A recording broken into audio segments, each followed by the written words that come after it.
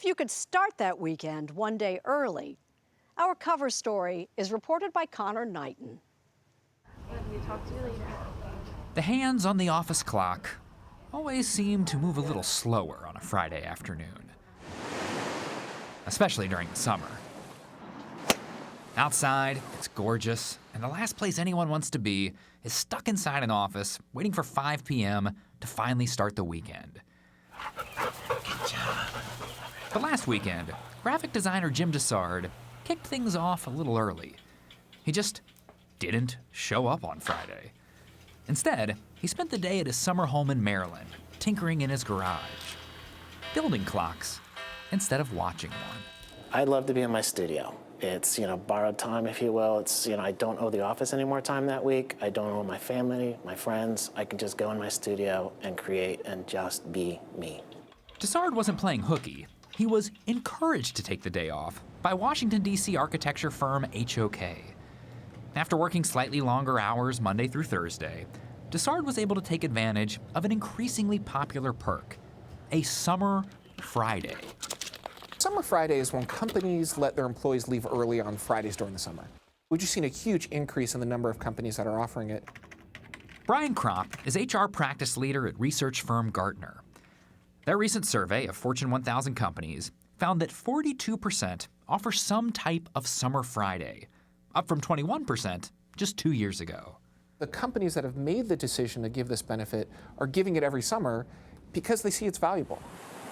From Memorial Day to Labor Day, L'Oreal's headquarters shuts down at 1:30 p.m. sharp. The beauty company has been allowing its New York City employees to beat the weekend rush out of the city for the past 2 decades. It's a tradition that's thought to have started with Manhattan advertising and publishing firms back in the 1960s. But now, employers all across the country, everyone from Nike in Oregon to Mercury Marine in Wisconsin, have started offering a version of the perk. And it is not just out of the goodness of their hearts.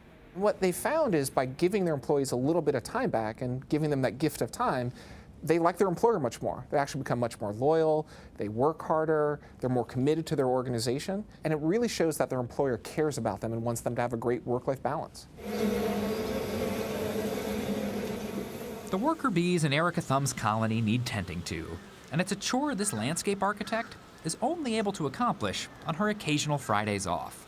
I'm going to take that day to weed the garden and check on the hives, see how the queens are doing, and pull some of the honey frames and do some extracting. Her hobby is honey.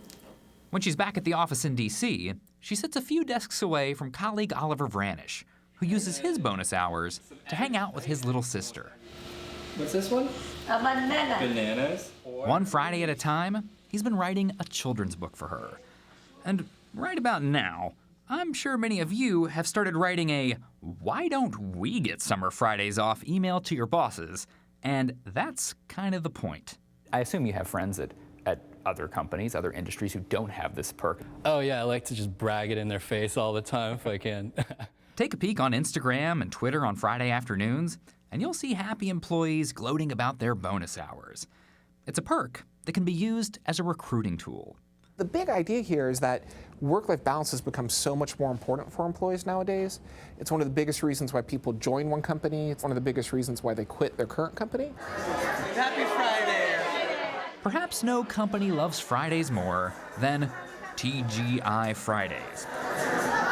This is what the Dallas headquarters of the restaurant chain looks like starting at 2 p.m. on any Friday, no matter what season it is.